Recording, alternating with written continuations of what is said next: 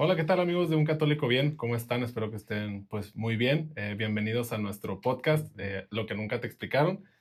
Ahora sí que estamos muy contentos, estamos de manteles largos el día de hoy porque tenemos a Rafa Piña con nosotros, Mm. un gran amigo que ya de hace algunos años, alguien de quien he aprendido mucho, igual que hemos conocido ahí en tantos años que llevamos en la parroquia de San Juan Macías. Y pues nada, Rafa, quiero darte la bienvenida, primero darte las gracias también por estar aquí. Ujú. ¿Cómo estás? Pues muy bien, Dylan, ¿y tú? Bien, también aquí La andamos. verdad, estoy muy contento y entusiasmado de estar en su podcast. A Dylan lo conozco desde que era un niño. Casi, casi, Casi, casi, no, casi. casi, casi, no tanto, pero casi. Y la verdad es que siempre es motivador para adultos y gente como yo, que somos profesores, ver jóvenes involucrados en la fe, que quieren compartir la fe con otros jóvenes. Entonces, encantado. Gracias. Sí, de hecho, Rafa justo lo conocí primero bueno, algunas veces me dio clases, sobre todo ahí en los grupos. Rafa, de hecho, es profesor de la Universidad Panamericana también. Ujú. Él enseña todo lo que es teología y entre otras cosas también. Y justo también a él lo he estimado mucho y lo he conocido mucho también porque es un especialista en todo lo que es el tema de apologética, en Biblia, en doctrina de la iglesia, temas de teología. La verdad es que no hay quien, bueno, tal vez los sacerdotes, pero no hay así alguien que he encontrado que sobre todo lo sepa explicar también como tú, Rafa, y Ujú. justo creo que de ahí surge la idea también de estar aquí contigo el día de hoy, sobre todo sacarte un poco de provecho, de jugo de todo lo que sabes y que la gente pueda conocer todo ese lado. Justo hoy, Rafa, quería empezar preguntándote, antes que todo, ¿cómo fue que te metiste en todo este Mm. tema de la apologética, sobre todo de meterte a la doctrina, a la Mm. Biblia? ¿Qué fue lo que te motivó? Sobre todo porque creo que hoy en día es algo muy necesario y que no todos hacen. ¿Qué fue lo que te motivó a empezar en este camino? Porque me acuerdo que incluso tenías un programa también, ¿verdad? En Radio María. En María En Visión, María Visión, en la perdón. televisión, En sí, María tuve un Visión, programa allí 7 años, hace ya rato. hace ya rato. Y justo me acuerdo que veía y también hablabas un poquito de todo este tema. ¿Cómo fue Sí. que empezó todo este camino?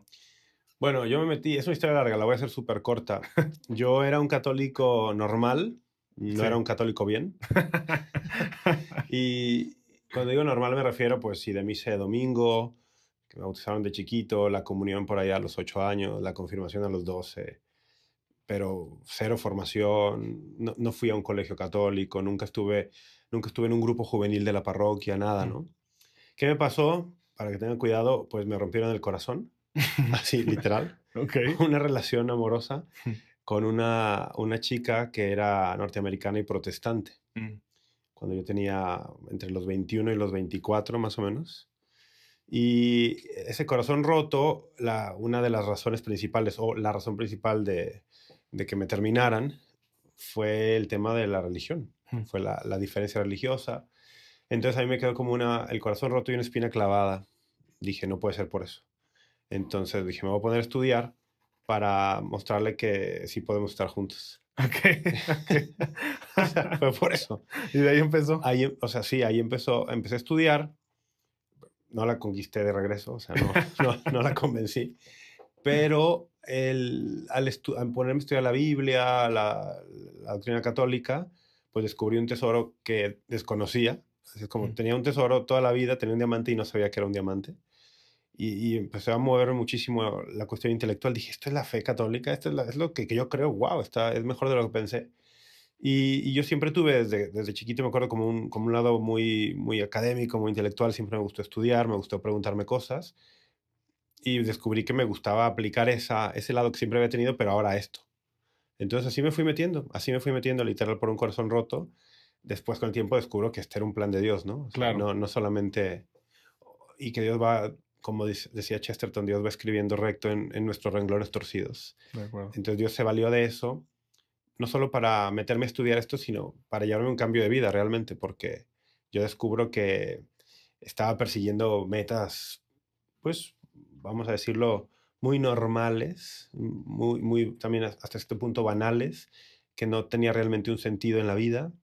Y pues Dios me fue dando todo eso a partir de la Biblia, del estudiar, pero sobre todo lo que también me dio Dios en ese tiempo fue un encuentro con Él, ¿no? Un encuentro con Jesús que me abrió un horizonte nuevo, me dio una dirección de vida que no tenía. Y de ahí para acá, pues ya, no, ni siquiera fue como cuestionármelo mucho.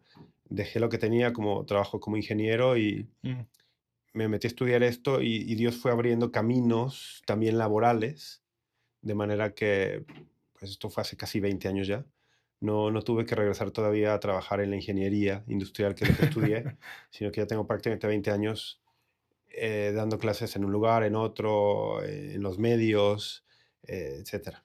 o sea, es un camino ya largo, de hecho, que Son justo Dios ha prácticamente abierto. 20 años, sí. 20 años, qué increíble. Sí. Justo creo que en todo esto y lo que te decía hace rato, yo creo que entre tantos años, pues te has dado cuenta de muchísimas cosas, has resuelto muchísimas preguntas y entre mil y un cosas que conlleva todo este camino, ¿no? ¿Qué es para ti, tal vez, no sé si decir lo, lo más obvio que muchas veces la Ujú, gente no ve, digamos, en tema de, por ejemplo, de preguntas o cosas así, ujú, y que, no sé, siento que muchas veces la gente no se responde a sí misma a la hora de decir como en la fe, ¿qué es lo que sientes que a muchos les falta conocer, sobre todo, ¿no? Sobre la fe católica, ¿para qué? Para que se puedan meter también en este camino, porque siento que hoy en día es algo súper necesario. ujú. Cada vez hay gente de fuera, de otras religiones, de otras formas de ver la fe cristiana, cada vez más informadas. Ujú, ¿Qué sientes tú que es, digamos, lo más obvio? Me refiero a lo más necesario que alguien conozca para meterse a este camino también, ¿no? sí. Lo que yo he identificado, y no es nada nuevo, tampoco lo identifiqué yo, no fui el primero. Lo que yo he visto es lo que más le falta Sí. al católico normal, digamos, para ser un católico bien, es un encuentro vivo con Jesucristo. Ok, O sea, ni siquiera pondría en primer lugar un tema de hay que estudiar más la Biblia, que sí, ¿no? O hay que estudiar doctrina, teología, que sí. No, no. Lo primero es un encuentro vivo con Jesucristo, porque creo que hay mucho católico sacramentalizado, o sea, le han dado el ok. sacramento del bautizo, de la confirmación, la primera comunión, incluso el matrimonio. Mm, pero muchos tienen esta idea de que la religión, pues, es una entre más. Cualquier religión, pues, aquí tenemos esta religión, en otra parte del mundo habrá otra. Que la religión es como una forma de vida, que sí es eso, pero es como, ciertas normas que Ujú. sigues, ciertos rituales. Siento que la mayoría de los católicos no les ha sorprendido esta idea de que nuestra religión es una relación con un Dios vivo Ok, y que parte de un encuentro con un Dios vivo. El Papa Benedicto XVI, en una de sus encíclicas, Deus Caritas Est, en el número 1, dice, no se empieza a ser cristiano por una decisión ética. Dice, no, no, no. Uno empieza a ser cristiano a partir de un encuentro con una persona, Jesucristo, claro. que te abre un nuevo horizonte y te le da una orientación decisiva a la vida. Siento que eso es lo que más falta Ok. a los católicos. De hecho, justo ahorita que mencionas la parte de como que ya está muy sacramentalizado. Y creo que muchas veces la gente es lo que a veces la aleja por no comprenderlo también, Ujú. pero también como que ya lo hace ver como que siento que la gente piensa como que cumple con todo el tema Mm, de, oye, voy a misa todos los domingos, pues sí soy católico, pero sí, además, ¿por qué, por qué de inicio? ¿Por qué la iglesia nos pide como ir a misa todos los domingos? Que creo que es algo que mucha gente se pregunta. ¿Por qué la iglesia nos pide la Eucaristía, sí. consumirla al menos una vez al año dentro de los mandamientos de la iglesia? ¿Por qué nos piden la confirmación? O sea, ¿cuál es el verdadero propósito de los sacramentos? ¿Por qué lo digo? Porque sí es importante tenerlos, pero sobre todo también comprenderlos, ¿no? O Sí, sea, ¿por qué la iglesia nos pide todo eso como para confirmar ser católico? sí, bueno, los sacramentos presuponen una fe en un Dios vivo y un encuentro con ese Dios vivo. O sea, así están diseñados, ¿no? Presuponen que tienes este encuentro y a partir de ese encuentro quieres esto. Sí, Y los sacramentos son las vías, los caminos mediante los cuales esta relación con Dios se nutre, se alimenta y crece. Son canales de gracia. El catecismo les llama las obras maestras de Dios. ok, Pero para que estos canales de gracia te nutran y aumenten tu fe, pues esa fe tiene que estar cimentada nuevamente en la relación viva, ¿no? de acuerdo. Cuando para ti el sacramento fue, pues fui un día a la iglesia y me tomé unas fotos en una ropa bonita Sí, y tal, o sea, no, no, sí, está muy deficiente esa idea del sacramento y le falta mucho, ¿no? Tú preguntas, ¿por qué la iglesia nos pide ir a misa el domingo? Que, por ejemplo, es uno de los sacramentos, la Eucaristía, ¿no? claro, Bueno, porque justamente es el mínimo indispensable para nutrir y mantener esa relación viva. ok, Voy, me encuentro con aquel al que amo, él se encuentra conmigo, yo me entrego a él se entrega a mí, que es justo literalmente lo que pasa en la misa, ¿no? Es ok, un intercambio constante, yo me entrego, él se entrega. Y en la comunión no se diga, o sea, yo voy y le digo, aquí estoy, y lo recibo, y al recibirlo realmente Él me recibe y me da de su naturaleza divina para divinizarme, que es el fin de la vida humana, ¿no? Entonces, para los sacramentos serían eso, la forma de nutrir y hacer crecer una relación. Ya. Y justo, digo, ahorita aprovechando tu sabiduría, vaya, algo que muchas veces nos preguntan, nos dicen es, ¿la misa es bíblica? Ujú. O sea, justo creo que, sobre todo, digo, también los hermanos separados, pero también mucha gente dice, a ver, o sea, de verdad está, Sí, sí, incluso el católico que tal vez no ha conocido tanto, se pregunta mucho, ¿la misa es bíblica? O sea, Dios, Jesús vino y nos enseñó sí, la misa. sí. Sí, de hecho, la misa está llena de la Biblia Ok, y la Biblia no se entiende sin la misa. ok, De hecho, lo que llamamos Biblia, que es este conjunto de libros que comprende Antiguo y Nuevo Testamento, en el caso de los cristianos, por ejemplo, sabemos que el Antiguo Testamento es patrimonio del pueblo hebreo, de los israelitas. Nuestro Señor es un israelita, un judío, y al ser el Dios hecho hombre y con su resurrección confirmar su divinidad, también confirma la validez de ese Antiguo Testamento, ¿no? Pero, por ejemplo, el caso concreto del Nuevo Testamento, la conformación de estos 27 libros, que es el canon, no se entiende sin la Eucaristía y sin la misa. ok, Uno de los varios elementos que se tomaron en cuenta eh, para ir conformando este canon era el uso que se hacía de textos en la Eucaristía. La celebración eucarística antecede la conformación del canon del Nuevo Testamento, pero con mucho. ok. Cuando Jesús resucita, se encuentra con los apóstoles, les envía el Espíritu Santo en Pentecostés y les dice, vayan, sean mis testigos, sean testigos míos de mi resurrección, Ok, y vayan y anuncien, pues estos los que van es justamente eso, van, anuncian de palabra. La palabra siempre lleva el sacramento, lo vemos en Hechos 2, cuando Pedro inmediatamente después de Pentecostés recibe el Espíritu Santo y predica, ujú, la gente lo escucha y la gente dice, ¿qué tenemos que hacer? Bautícense. Entonces, de la palabra al sacramento, dice, y ese día se les unieron unos 3000. Y así vemos varios casos, ¿no? La palabra al sacramento, el bautismo y la Eucaristía. ok, Entonces, los primeros cristianos se incorporaban a la iglesia mediante la predicación oral de la palabra. No leían el Nuevo Testamento porque no existía el Nuevo sí, Testamento. de acuerdo. Era la predicación oral de los apóstoles. La predicación movía al bautismo y el bautismo llevaba a la celebración eucarística. Ok, Mucho antes de que se escribieran los evangelios, el libro de los Hechos, las cartas de Pablo, la iglesia ya celebraba los sacramentos. ok, Entonces, la misa es bíblica. Pues, la misa antecede a una buena parte de la Biblia, que es el Nuevo Testamento. ok. Y precisamente en esas comunidades, pues se va proclamando la palabra, se va leyendo el Antiguo Testamento, la luz de Cristo resucitado. Y estas comunidades, esta comunidad llamada iglesia, eventualmente empieza a poner por escrito lo que hoy conocemos como Nuevo Testamento. Pero ¿quién produce el Nuevo Testamento? La iglesia, la comunidad, Ok, para usarlo en sus comunidades, y parte de lo que lo usaban era en la celebración eucarística. Entonces, el que dice, no, la misa no está en la Biblia, es que una buena parte de lo que llamas Biblia eh, surgió para ser proclamado dentro de la misa. ya. O sea, creo que justo, no me acuerdo si es en Hebreos o en Hechos, que narra un poquito de cómo lo hacían los apóstoles, ¿no? O sea, Sí, se juntaban en comunidades sí, y el libro de leían los Hechos. en el libro de Hechos leían la palabra y después repartían el pan, que Sí, es algo sí. como muy... Sí, da cuatro características, ¿no? Dice, se reunían, perseveraban en las enseñanzas de los apóstoles. O sea, siempre los apóstoles son instituidos por Jesucristo para gobernar su iglesia. Ok, Entonces, perseveraban en la enseñanza de los apóstoles, en la oración, en la comunión, en la vida en común y en la fracción del pan, ok, que este código que utiliza Lucas para referirse a la Eucaristía, ¿no? La fracción del pan. la fracción del pan. Y digo, aprovechándote, pues, hay algo que hace mucho ruido dentro de la comunidad Ujú, cristiana en general y es el tema de justo la transubstanciación, ujú. el cuerpo de Cristo y la sangre de Cristo. Sí, ¿Por qué nosotros sí consumimos el cuerpo y la sangre de Cristo?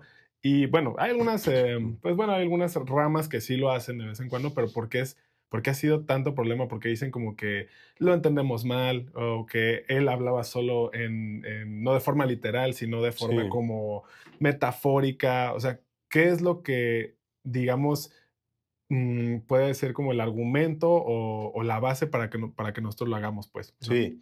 Bueno, primero hay que decir que a nivel historia tenemos amplísima evidencia que durante la gran mayoría de estos 20 siglos de existencia del cristianismo, Sí, la gran mayoría de los cristianos han tenido esta creencia de que la fracción del pan no es un fraccionar simplemente de pan y dar un pan, sino que es compartir y comunión con el cuerpo y la sangre de Cristo. Y cuando digo que durante la mayor parte, me refiero que hay testimonio unánime de los primeros 1500 años. Todos los cristianos que existían en esos primeros 1500 años tenían esta creencia. Ok, Los últimos 500 años, la mayoría de los cristianos también, pero empieza a haber algunos grupos que niegan esta verdad de fe, ¿no? ok, Pero incluso al día de hoy, en el siglo XXI, pues los católicos, los ortodoxos, que son muchísimos, que a pesar de no estar en una comunión plena con nosotros los católicos, tienen sacramentos válidos. sí, Y aún dentro de las tradiciones protestantes, de las distintas comunidades de origen protestante, algunas de ellas, o sea, su entendimiento sobre la presencia real de Cristo, pues no es uniforme. Algunas lo ven absolutamente como un símbolo, como una cuestión que es simplemente pan y tal, pero algunas de ellas, sin llegar a la doctrina de la transubstanciación, tienen algunas cosas que se asemejan mucho. ok, Entonces hay que decir que el gran consenso de cristianos a lo largo de 20 siglos cree en la presencia real de Jesucristo. ¿Y por qué? Pues porque los apóstoles así lo transmitieron. ok, Los apóstoles transmitieron una fe viva en que la Eucaristía era un encuentro vivo con Jesucristo y que recibir el pan sobre el que se había pronunciado la Eucaristía, la acción de gracias, ujú, era un pan eucaristizado, como algunos padres de la iglesia dicen, ok, que este pan eucaristizado ya no es pan, es el cuerpo de Cristo.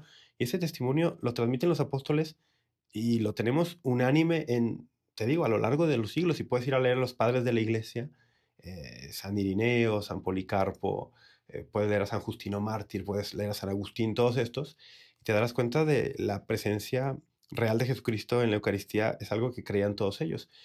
De ahí que muchos cristianos que nacen en el mundo protestante, que tienen una inclinación de estudio y académica, cuando estudian el tema de la Eucaristía en los padres de la iglesia en los primeros siglos, se dan cuenta que pues creían esto que los católicos creen y muchos piden entrar a la iglesia católica justo por esa razón. ok, de acuerdo. O sea, lejos de, digo, obviamente, me imagino, hay un sustento bíblico, Ah, algunos. bueno, es que hay argumentos bíblicos de sobra, sí. Exactamente, sí, o sea, Ahorita hablé de la parte histórica. exactamente. Bíblicamente hay sustento de sobra, sí. Sí, o sea, y justo ahorita dejando de lado un poquito la parte bíblica, al mismo, la misma enseñanza de los que estuvieron más cerca de Jesús también nos Ujú, demuestra de esa forma que justo era lo que tal vez, o más bien lo que él nos quiso transmitir a la hora de sí, la última cena, ¿no? Porque sí. si los, como dices, si desde los primeros tiempos de la era, bueno, de la creación del cristianismo, Ujú, existe eso, tal vez es porque, pues, sabes, de claro, alguna forma, quien lo fundó, pues eso era lo que quería transmitir, ¿no? efectivamente. De acuerdo.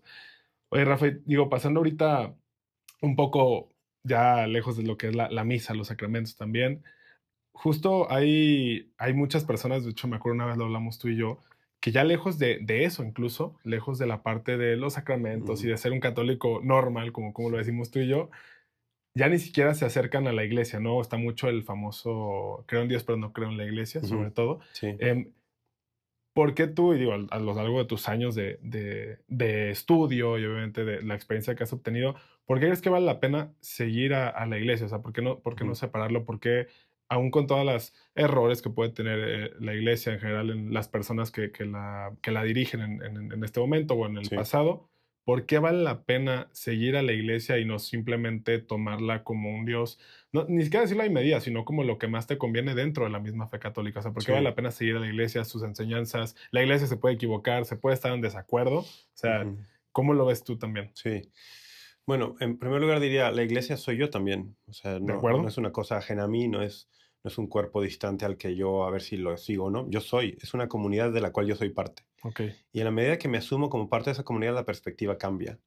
Muchas veces, cuando no entiendes que la iglesia es una comunidad de la cual tú eres parte, pues te parece que no ves tan problemático el distanciarte de aquello. ok. No lo ves como, oye, es mi familia y me voy a salir de mi familia. Ves como, es una ONG, una organización, Ya, es un club, ya no me gustó, no estoy de acuerdo con ciertas cosas, me voy y me busco otro o me hago independiente o tal. sí, Pero cuando lo ves desde esta otra perspectiva, que es una perspectiva, digamos, sobrenatural, es una familia sobrenatural instituida por Cristo, a la cual me llamó sin merecimiento mío, pues ¿quién soy yo para salirme de ella? ok. Pero más allá de eso, dices, ¿por qué? Creo en Dios, pero en la iglesia no, ¿no? Dice, Dios sí, iglesia no. Bueno, ¿en cuál Dios crees? En el Dios que yo creo, que es el Dios trinitario, un Dios que es Padre, Hijo, Espíritu Santo, que una de estas personas de la Trinidad, del Hijo, se encarnó y se hizo hombre, ese es el Dios que yo creo. No creo en un Dios abstracto, no creo en un Dios impersonal, no creo en una fuerza del universo. Yo creo en un Dios tripersonal y de los cuales uno de ellos, uno de estas personas de la Trinidad, se hizo hombre por mí, por amor a mí. Y ese Dios lo conozco por medio de la iglesia, no lo Ok, conozco por ningún otro lado. Entonces, para mí esa es la gran razón para estar acá, porque a ese Dios lo conozco por medio de la iglesia. Por lo tanto, decir iglesia, Dios, que tenga que escoger entre uno u otro, no. A ese Dios lo conozco por medio de la iglesia y el estar en la iglesia no solo reafirma mi fe en Dios, sino que también reafirma, por así decirlo, mi fe en la misma iglesia, ¿no? Es la que me transmitió esto que para mí es el gran tesoro que tengo. Conocer quién es Dios en su intimidad, trinidad de personas, es el gran bien que hay. El Señor Jesucristo dice, Padre, que te conozcan, dice, ujú, es lo máximo que hay, que te conozcan y que conozcan a aquel al que tú has enviado. Ese es el tesoro del cristiano. ok, Yo creo que aquel que dice, Dios sí, iglesia no, pues ¿a cuál Dios te refieres? Si te refieres al Dios trinitario y ese es tu gran tesoro y conocerlo es lo máximo que puedes tener, tienes que darte cuenta que lo conoces por lo que la iglesia ha hecho en 20 siglos. claro, Entonces, de acuerdo. creo que nos falta eso. Ok, o sea, como encontrar esa base, ¿no? Sí. Y justo, digo, no sé, ahorita hablando un poco el tema de que justo muchas veces la gente se aleja sin Ujú, comprender esa parte, ¿por qué la iglesia no cambia mucho esas opiniones? Bueno, más bien es, sí, pues vamos a decir opiniones o su postura en temas polémicos. Ya ves que, por ejemplo, muchos dicen, oye, pues que si la iglesia se cambiara de tal o X postura, yo ya estaría, ya me gustaría estar ahí, ujú, ¿no? O sea, ya sabes, hay muchos temas polémicos. ¿Por qué la iglesia no cambia o no sé si cambia incluso la ujú. iglesia ese tema de posturas? ¿En base a qué se cambian las posturas? Sí. ¿En base a qué se estudia, qué no se estudia? Por ejemplo, ahorita un tema que a mí siempre me dicen mucho es el tema de por qué no abrir el sacerdocio para las mujeres, por ejemplo, ¿no? Muchas veces dicen, oye, ¿sabes qué? Es que es lo que la iglesia necesita para incluir a más gente, para que haya más sacerdotes, X y mil y un razones que dice la Sí. gente en una sociedad pues que cada vez está más cambiada. ¿Cuál es, digamos, primero, el método de estudio o bueno, el método de racionalización que utiliza la iglesia? Y también, ¿crees que eso funcionaría? Mm. A ver, dijiste mil cosas ahí. el, el, ¿cómo la iglesia llega a sus propuestas de enseñanza, a sus dogmas, cómo los propone? En primer lugar, existe Dios, Dios se revela a nosotros y Ujú, nos ha creado con una capacidad de entender esa revelación. La máxima revelación que existe es Dios hecho hombre, Jesucristo. claro. Jesucristo instituye una iglesia a la cual le promete acompañarla y a la cual le da el don del Espíritu Santo para que también la guíe y la lleve a la plenitud de la verdad. ¿No? Dice, cuando venga el Paráclito, el Espíritu, Él los llevará al pleno conocimiento de la verdad. Ok, entonces, la iglesia se basa en la revelación, que sería la tradición y la escritura, Ok, y esa revelación la iglesia la recibe como un don y la custodia y va penetrando en el entendimiento de esa revelación con la guía del Espíritu Santo a lo largo de los siglos. A ese penetrar en el entendimiento de la revelación le llamamos teología. claro. Intellectus fidei, ¿no? El entendimiento de la fe que hemos recibido. Ahora, en la medida que va pasando el tiempo y que vamos entendiendo cada vez más, la revelación no cambia, siempre está ahí, pero es inagotable porque viene de Dios. Entonces la vamos entendiendo más, la vamos entendiendo más y así se proclaman algunos dogmas, ¿no? Ujú, ¿Quién los proclama? Dentro de la comunidad que es la iglesia, Jesucristo instituyó algunos para que la gobiernen, para que enseñen, para que la santifiquen. Esos son los apóstoles y los sucesores de los apóstoles, que son los obispos. Entonces, dentro de la iglesia, los obispos, en comunión con el que es cabeza de los obispos, que es el obispo de Roma, el Papa, ellos tienen el mandato de Jesucristo de enseñar y de ujú, explicitar la revelación para todos. Entonces, con el sí, paso de los siglos, el magisterio de la iglesia, que es el Papa y los obispos en comunión con él, van tomando de la revelación para proponer cuestiones ya muy concretas. ok, Mira, de la revelación, Jesucristo nos muestra, Dios es trino.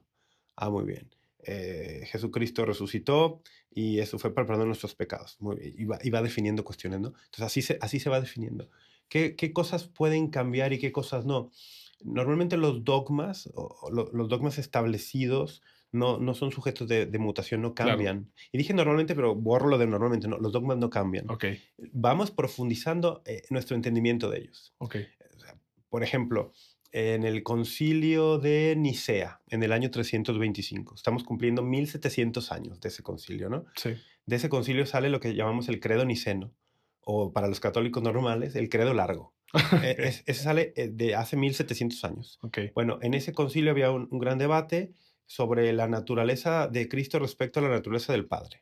sí, Entonces, por ahí alguno decía, Arrio dice, no, bueno, no son de la misma naturaleza porque el Hijo Jesucristo fue creado, es la primera criatura del Padre. Pero entonces hubo un momento en el que Él no existía.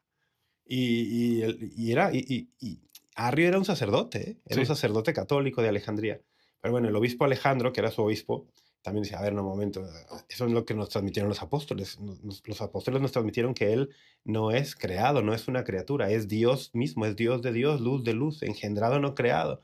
Entonces, ese concilio reafirma, no lo inventa, sí, reafirma lo que está en la revelación, pero como ok, alguno por ahí se quiso ir por otro lado, bueno, lo reafirma para que todos sepan que esto es así, ¿no? ya, Dios es Trinidad, uno de la Trinidad se hizo hombre, no es creado, es Dios de Dios, luz de luz, es de la misma naturaleza del Padre. Ok, dogma, ok, dogma, ¿no? Ahí está. Eso no cambia. Nuestro entendimiento de eso sigue aumentando. O sea, tenemos 1700 años del Concilio de Nicea y seguimos estudiándolo teológicamente y seguimos estudiando qué implica que el Hijo sea de la misma naturaleza que el Padre y qué implica que Jesucristo haya asumido la naturaleza humana. Todo eso lo seguimos estudiando ok, para profundizar más, pero no cambia. Que hay cosas que sí cambian. El Concilio de Nicea también definió un montón de cosas que ya no aplican, ok, que hoy les llamaríamos cuestiones de disciplina. Entonces, distinguir entre un dogma y una disciplina. de acuerdo. Las disciplinas son cuestiones pues necesarias a lo mejor para un tiempo en la historia o para un lugar concreto o para algunos, como por ejemplo disciplina, mira, pues que no haya más de tantos sacerdotes al mando de un solo obispo o que no sé, que las mujeres usen velo cuando van a la Sí, iglesia o que son cuestiones de disciplina. mm, Una que es muy controversial que la mencione, no es controversial para el que sabe y estudia, pero mencionar a mucha gente le suena así como, "Wow". El celibato de los sacerdotes. sí, En por el, ejemplo, en el rito latino de la Iglesia Católica, que es el que tú y yo conocemos y probablemente la gran mayoría de los que verán esto, en el rito latino, el celibato de los sacerdotes, pues, es una disciplina obligatoria, sí, pero al ser una disciplina significa que no es un dogma y que el Papa, que tiene la autoridad suficiente para hacer esto, el Papa el día de mañana podría decir, el celibato sacerdotal se va a volver una disciplina opcional. ok, Y mucha gente, te aseguro que si eso sucediera, mucha gente, no, ya el Papa está cambiando las cosas. Tiene autoridad para hacer eso, ya, porque es una disciplina. De hecho, durante algunos siglos en la iglesia, esta disciplina no era obligatoria. Siempre hemos tenido ejemplos de sacerdotes célibes. Sí, sí, por ejemplo, en la Biblia, San Pablo era célibe, ¿no? sí, Y de sí, hecho recomienda en 1 Corintios 7, dice, miren, yo les recomendaría a hombres y mujeres que se queden como yo, pero claramente dice, pero este no es un mandato del Señor. Esta es mi recomendación. ya, Cada quien escuche lo que quiera, ¿no? Pero claramente dice, no es obligatorio. Yo les recomendaría eso. A ejemplo del mismo Señor que fue célibe. sí, claro, exactamente, Pero también tenemos en los primeros siglos sacerdotes casados. sí, Y la disciplina del celibato obligatorio, pues digamos que tiene más o menos 1000 años, pero podría cambiar. De hecho, hay en el catolicismo, fuera del rito latino, en los que se llaman ritos orientales, existe el celibato como una disciplina opcional. Es decir, que puede llegar a haber, y hay, hombres que están casados y que luego son ordenados sacerdotes ok, y funcionan normal, ¿verdad? Entonces, ese es un ejemplo para distinguir entre dogma y disciplina, ¿no? Las disciplinas pueden cambiar, se pueden ir reformando conforme lo vea necesaria la autoridad competente en la iglesia. Los dogmas no cambian, aunque sí podemos irlos entendiendo cada vez más. ok, de acuerdo, o sea, existen las disciplinas y los dogmas, o sea, por Sí. ejemplo, una disciplina hoy en día, por ejemplo, justo ahorita que lo dices, me queda la duda del sacerdocio, digamos, de puros, que solo sean hombres los Ujú. sacerdotes, ¿es disciplina o es dogma o ahí como, o sea, siento que ahí está como más, Mm, sí, sí, eso es un dogma. es un dogma, Es un dogma. Es un dogma que, por ejemplo, San Juan Pablo II, sí, no es que lo definió él, sino que cuando él era papa, pues llegó una pregunta muy formal a la entonces Congregación para la Doctrina de la Fe y se vio prudente que el papa mismo hiciera un documento ok, que se llama Ordenatio Sacerdotalis. ok, Es un documento breve, ¿no? Y en resumen dice, mira, la iglesia no otorga el sacramento del orden a mujeres, no necesariamente porque no quiera, sino porque no recibió ese mandato del Señor. ok, O sea, del Señor recibió el mandato de ordenar hombres y tal, y te presenta algunas razones, ¿no? Dice, pero no tenemos nada en la revelación que nos diga, ordenen mujeres. Ok, Y ahí deja Juan Pablo II eso, ¿no? Ahora, esto, y luego después alguien dice, oye, ¿y esa es una enseñanza infalible o tal? Y la misma congregación para la doctrina de la fe responde, sí, sí, esto es un tema infalible. ok, Que la tradición así lo ha mantenido siempre. Pero, ¿qué sí se puede estudiar? Ya desde el tiempo de Juan Pablo II y luego de Benedicto XVI y ahora con el Papa Francisco continuado, se ha estudiado una figura que en algunos lugares de la iglesia en los primeros siglos aparece en algunos documentos, aparece la figura de mujeres que son diáconos ok, o diaconisas. diaconisas. Hay documentos que hablan de diaconisas en los primeros siglos. Y entonces, oye, ¿qué significa eso? Porque hoy nosotros entendemos el diaconado como el primer grado del orden sacerdotal. Tienes diaconado, presbiterado, episcopado. Ok, Dice, hoy lo entendemos así, oye, y esos documentos que lo mencionan en los primeros siglos, ¿lo entendían así también o lo están entendiendo de otra manera? ¿Qué significa que diga diaconisa y tal? Y entonces dice, hagamos una comisión de estudio para ver qué significaba ser diaconisa en la iglesia primitiva y si era sacramento o no. Y todo parece indicar que no, ¿verdad? Que no era un sacramento. Sin embargo, el término se utilizaba, bueno, y qué significaba y cómo lo usaban y, oye, ¿lo podemos volver a usar hoy? ¿En qué sentido? ¿No? Tal. Esas cosas se estudian. ok. O sea, como que sí hay un constante estudio de ver que, Sí, o sea, sobre todo las primeras, desde documentos hasta enseñanzas también, ¿no? sí. Entiendo ya.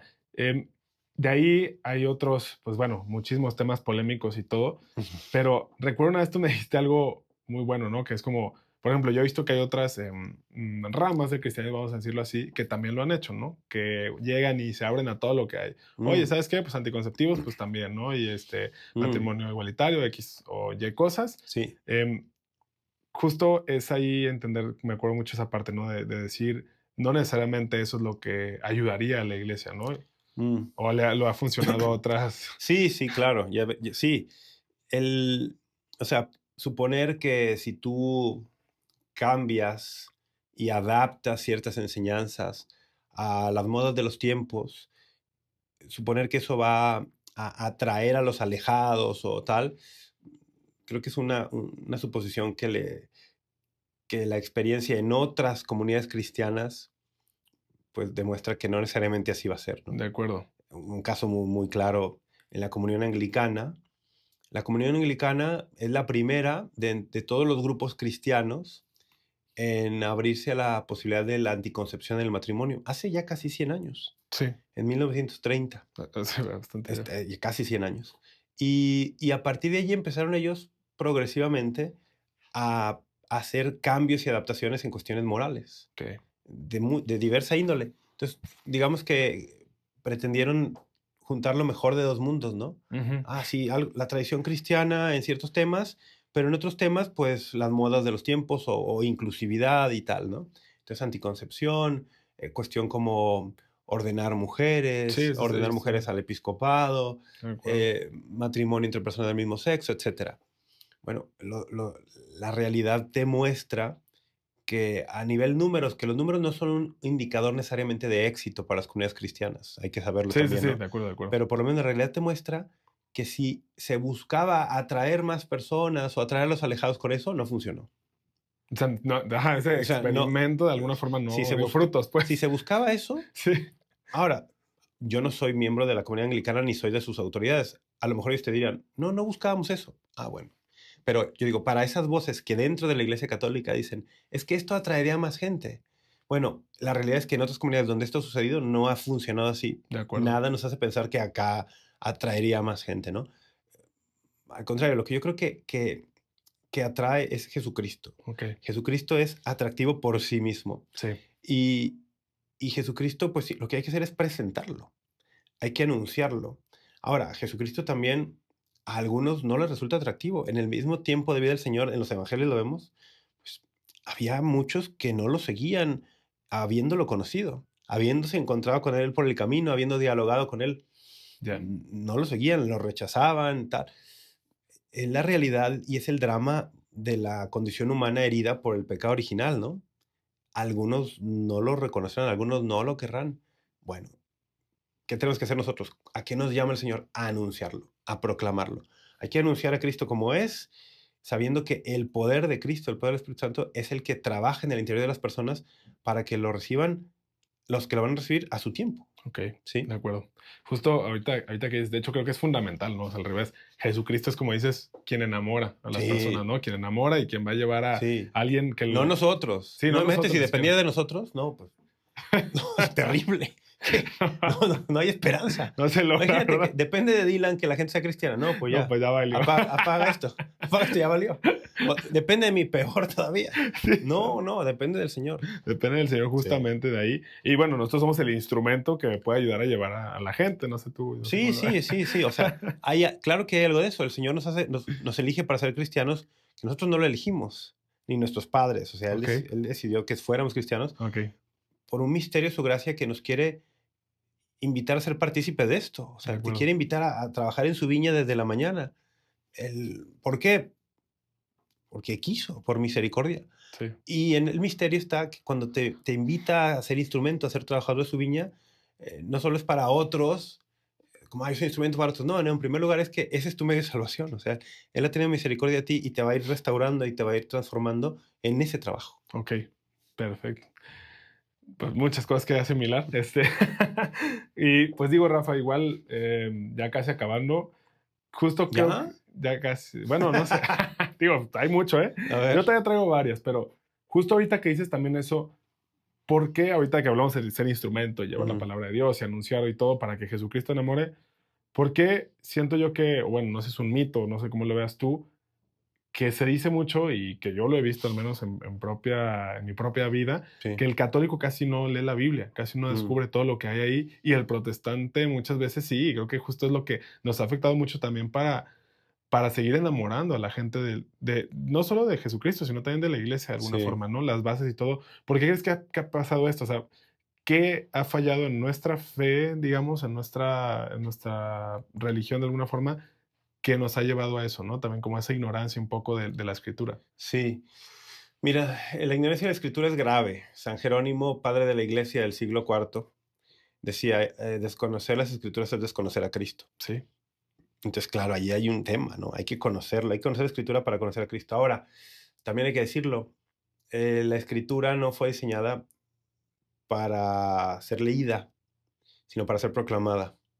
Y el encuentro con la escritura es en la asamblea donde se proclama. okey. Entonces, cuando cuando San Jerónimo dice desconocer las escrituras es desconocer a Cristo, no creo que se esté quejando tanto de que la gente no lee la Biblia, porque en el tiempo de San Jerónimo era muy difícil tener acceso a una Biblia. Sí, claro, claro, Estamos de hablando que acuerdo. no hay imprenta todavía, que es costosísimo hacer una copia a mano, pero en el tiempo de San Jerónimo, ¿dónde se encontraba la gente con la escritura? En la misa. No es Y, y el católico podría hacer mucho, no solo por estudiar la Biblia, sino por estar presente en la misa, no solo físicamente, sino, como diríamos hoy, en una actividad de mindfulness. O sea, estar en la misa y decir, estoy en misa. Claro, Y trato de conectar todo mi intelecto, mi corazón, todo mi ser en esto. Y eso implica, pues, también recibir la palabra como alimento ahí. claro, Si hiciéramos eso nada más, aunque no la leyéramos, nuestra vida se transformaría. Nuestra vida se transformaría ya con todo lo que recibimos de la palabra en la misa, que luego esa misma palabra la recibo y luego se hace carne y la recibo también. Si, sí, si estuviéramos en eso, ya nuestra vida se transforma. Ahora, dicho eso, aunque no esté diseñada y no haya sido diseñada para ser leída individualmente, para ser estudiada individualmente, es una bendición que tengamos esa posibilidad. claro, Es una bendición que la imprenta nos ha dado, la tecnología nos ha dado esta posibilidad y que hoy tenemos N ediciones de la Biblia con diferentes introducciones, con diferentes notas al pie, que tenemos recursos por todos lados para entenderla mejor, que tenemos clases, videos, podcasts. Es una bendición, pues aprovechémosla, de ¿no? acuerdo. Hay que aprovecharla. Y luego de lo otro, de que en el mundo protestante se estudia más, se lee más que el mundo católico, sí, pero no tan, el gap no es tan grande como creemos. Okey, El gap, la brecha, no es tan grande como creemos. Si tú vas rascándole más y vas conociendo ya gente también en estas comunidades, te darás cuenta que tampoco es de todos eso de meterse a la ya, Biblia. Y, sí, sí, sí, y, y parece que son más, pues también porque son comunidades más pequeñas que la Iglesia Católica. claro, La Iglesia Católica es el grupo cristiano más grande del mundo. Entonces, tenemos 1.200, 1.300 millones de católicos en el mundo. Hay grupos protestantes que son pequeñitos, chiquititos, entonces, y que tienen además, algunos tienen unos cuantos años de fundados. de acuerdo. Así literal, ¿no? Los que mejor les va, pues tienen por ahí de casi 500 años. Sí, también es una cuestión de que la novedad y somos poquitos y somos los buenos, tal, y ahí el fervor y tal, pero dales unos cuantos años, dales tal, que crezcan, a ver si crecen, y ya que crezcan, a ver si todos siguen con ese fervor. Pues la verdad es que Es difícil. la naturaleza humana, seas católico, seas protestante, Ok, la realidad es que la gracia que Jesucristo instituye y da a su iglesia para que la distribuya está en plenitud en la iglesia católica y estamos hechos para nutrirnos de la palabra proclamada y de la palabra hecha sacramento y nutrirnos ahí. ok. Y si además de eso la estudio y tal, bueno, mucho mejor. Ok, ok. Y de ahí, ahorita que mencionamos todo este tema de justo, ¿no? Como que es un mito, siento yo, ya que está muy, muy impregnado, ¿no? Es que, como dices, el cristiano, el protestante, el lema, la Biblia, que el católico, no sé qué. Creo que Sí hay justo, algo, ¿verdad? Pero no es tan grande y como como dices, también pensamos. el contexto de las cosas, ¿no? O sea, como dices, entre 1,200, 1,300 millones de católicos, pues obviamente la gran mayoría no va a ser así Sí, sí. tan estudioso, ¿no? Eso es raro de esa parte. Y de ahí, también obviamente, como dice Rafa, recalcar la parte de escuchar, ¿no? Todos los domingos que tenemos esa gracia de poder Sí, escuchar la palabra de Dios, como dice, que la proclaman, ¿no? sí, A mí me sí, pasa mucho, la verdad, pues, lees el misal y se te va la onda y se acabó, pero sí. creo que también esa es una gran dicha.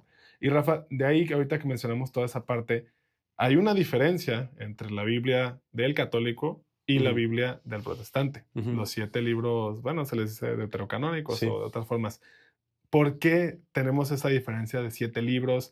¿Qué fue lo que llevó a ellos a quitarlos? O sea, muchos dicen, conveniencia, pero alguna razón deben de tener por ahí. ¿Qué fue lo Sí, que llevó a que existiera esa diferencia en el canon bíblico? sí. Bueno, es una diferencia que está en el Antiguo Testamento, ¿Ok? en el Nuevo Testamento es igual, y que existe esa diferencia a partir del siglo XVI, que es cuando surgen también los grupos que separados de la Iglesia Católica se empiezan a denominar como movimientos de la Reforma, ¿no? O un poco después, protestantes. Ok. El, Hay que decir que, por ejemplo, Martín Lutero, en la primera edición de la Biblia que él publica, porque él hace una traducción al alemán, estos 7 libros del Antiguo Testamento, que se conocen en algunos círculos como deuterocanónicos, o en el mundo protestante suelen denominarles apócrifos, Ok. esos 7 libros existían en la primera versión de la Biblia de Lutero. Sí. Es con el paso del tiempo los movimientos más asociados con la teología reformada, o sea, calvinista, Ok. son los que van a excluir ya formalmente de sus ediciones del Antiguo Mm, Testamento estos. ¿Por qué razones? Es complejo. ok. Es complejo. Van a aducir ellos que es en fidelidad al canon judío o al canon judío de Palestina, que el canon judío de Palestina o de Jerusalén, por decirlo así, efectivamente no tiene los siete deuterocanónicos. Ok. Entonces van a decir, es por fidelidad a eso, tal.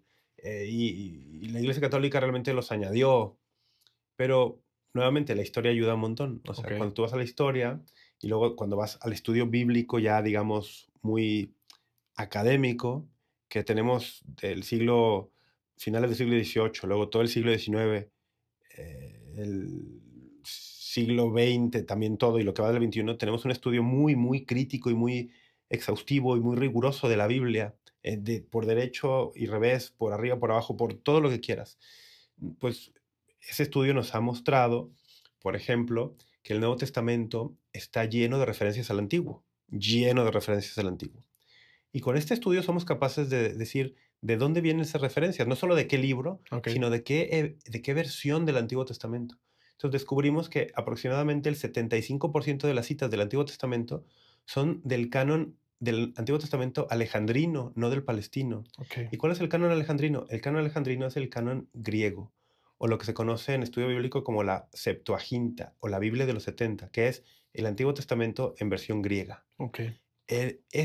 Existía en los tiempos de Jesús, sigue existiendo hasta el día de hoy, se mantuvo, y el 75% de las referencias que el Nuevo Testamento hace al Antiguo son tomadas del Antiguo Testamento en griego, que incluye los deuterocanónicos. Mm, Eso te demuestra que las primeras comunidades cristianas, que son las que producen el Nuevo Testamento, claro. conocían y manejaban y tenían como su principal referencia para el Antiguo Testamento la Septuaginta, la Biblia griega, que incluye los deuterocanónicos. Ok. Entonces, que 1500 años después venga un grupito de cristianos, ciertamente, a decir, ah, no, vamos a ser fieles al canon judío, al canon palestino, que no incluye los deuterocanónicos, es como traicionar la misma esencia de las primeras comunidades cristianas. Ok, Por de eso digo que acuerdo. la historia es importante. De acuerdo. Sí, como al estudiar, yo creo que un poquito, bueno, muchito de los orígenes de la iglesia, te puedes dar cuenta de muchas cosas del por qué se tienen ciertos aspectos, ciertas cosas así hoy, ¿no? O sea, ¿Sí? con por qué las cosas son así hoy, ¿no? Y creo que eso nos puede ayudar muchísimo. Ahora sí que, como dice Rafa, estudiarlo, incluso los padres de la iglesia, los Ujú. orígenes, nos puede ayudar muchísimo a comprender nuestra fe. Y Rafa, pues ahora sí ya te lo prometo así para terminar casi. Yo no tengo prisa. este, ¿Cómo ya en un tema un poquito más, no elevado, pero sino en el tema de complicado? Mucha gente me ha preguntado cómo conciliar un Dios bueno en un mundo donde existe tanto sufrimiento, ¿no? Ujú. Este, hay, hay, hay muchas cosas y bueno, obviamente es un tema extenso que no es fácil encontrar una pregunta, pero yo Mm, imagino que más de alguna vez alguien te lo ha preguntado a ti. ¿Tú cómo lo ves? O sea, sí. cómo lo puedes conciliar? Sí, es el gran tema del misterio del mal, ¿no? El Exacto. problema del mal que lo han abordado, pues, prácticamente todos los filósofos y, pues, el cristianismo también tiene una palabra para decir, ¿no? Hace unos días hicimos una visita guiada por el centro histórico con algunos alumnos de la Panamericana Sí, y visitamos sobre todo iglesias. Y me llamó la atención cuando fuimos por la Catedral de Guadalajara, bellísima, tiene grafitis de una manifestación que hubo recientemente por el 8M. ok, Y grafitis con consignas, algunas de ellas muy fuertes. Y incluso le tomé fotografía a una porque me impactó y decía, si Dios existe, ¿por qué permite que maten a tantas? de acuerdo. Es una gran pregunta. Fue muy, muy fuerte. Es una gran pregunta. Muy, muy fuerte. Y es una gran pregunta existencial. De Si acuerdo. Dios existe, ¿por qué permite que maten a tantas? Y hay que decir que el cristianismo no tiene una respuesta al misterio del mal en Ok. cuanto a una respuesta filosófica. Ah, bueno, es que Dios permite, sí, no es que quiera el mal, sino pues lo permite porque permite el libre albedrío y si lo permite es porque de ahí puedes sacar un bien mayor. Es una respuesta filosófica. El cristianismo lo que tiene es una palabra, pero una palabra que se hizo carne para venir y en la naturaleza humana como la nuestra, en primera persona, sufrir y experimentar las consecuencias del pecado. Entonces, es un Dios que se hace hombre para dejarse machacar por el mal, para dejarse crucificar por el mal, para hacerse solidario con los humanos que sufrimos el misterio del mal. De manera que el cristianismo cuando dice: "Oye, ¿por qué? ¿Por qué si Dios existe permite que maten a tantas?". Te dice: "Mira, lo entiendo, el mal existe, Claro. el pero no lo tienes que sufrir solo, no lo tienes que enfrentar tú solo. Todo un Dios se hizo hombre para sufrirlo contigo, para estar a tu lado, para que no cargues esa cruz tú solo, la cruz del dolor de que mataron a tu hija, Ujú. ¿m? La cruz del dolor que desaparecieron a tu hijo, la cruz de no tienes que cargar esa cruz tú solo, todo un Dios hizo hombre para cargar esa cruz contigo. Ujú. Eso no soluciona el sufrimiento que tienes, no. Eso no sana, la herida de tu hija muerta, no. Pero sí es el principio de un decirte, Dios, a Dios no le es indiferente tu sufrimiento, a Dios le importas. Y, y la fe cristiana te dice, y la muerte, que es el sufrimiento máximo, el dolor, el mal, no tiene la última palabra. Ok. Jesucristo ya la ha vencido, aunque en nuestro tiempo y en nuestra vida y en nuestra historia particular, esa victoria sobre la muerte está apenas en germen, en semilla, esperando a dar el fruto definitivo que la fe nos dice es al final de los tiempos, ¿sí? Pero yo por ahí articularía un poco de una respuesta a esto. De acuerdo. Nunca lo había pensado, pero sí es cierto, el cristianismo como tal no nos da una respuesta a eso, ¿no? Como que más bien los filósofos son los que se han Sí, sí. tratado de responder, pero creo que, La respuesta cristiana es Cristo, palabra de Dios hecha hombre. Esa claro, es la respuesta. de acuerdo. Creo que es muy valioso lo que comentas y creo que es algo que nos puede acompañar a muchos en tiempos de sufrimientos, duelos, entre otras cosas, ¿no? Que justo es el lado que muchas veces no vemos y que no es tanto el lado racional, responder una pregunta, pero de, como dices, Cristo bajó, el verbo se hizo carne y pues todo lo que ya sabemos. Rafa, pues ahora sí que nomás me gustaría, a todo lo que nos has dicho, todo lo que hemos aprendido el día de hoy, ¿qué consejo le das a alguien que quiere empezar en este camino, en la apologética, si tal vez salen muy motivados de este podcast, si tal vez ya traen la semillita y ya quieren empezar? ¿Qué consejo le das a alguien? ¿Por dónde empezar? ¿Cuál es la mejor Biblia para empezar? Sí, No sé, ¿qué consejo le das a alguien tú que ya llevas tanto tiempo en este camino para que empiece, para que no pierda la motivación? sí. Lo primero, y creo que a lo mejor suena repetitivo porque lo dije también al Sí, inicio, lo primero y más importante es cultivar la relación con Jesucristo. de acuerdo. Sin relación con Jesucristo, si te sabes toda la Biblia y te sabes toda la teología y todos los concilios, a lo mejor vas a hacer más mal que bien. Ok, Entonces, cultivar la relación con Jesucristo, adorar al Señor en el corazón, como dice la primera carta de Pedro en el capítulo 3, dice, adoren a Cristo con todo su corazón.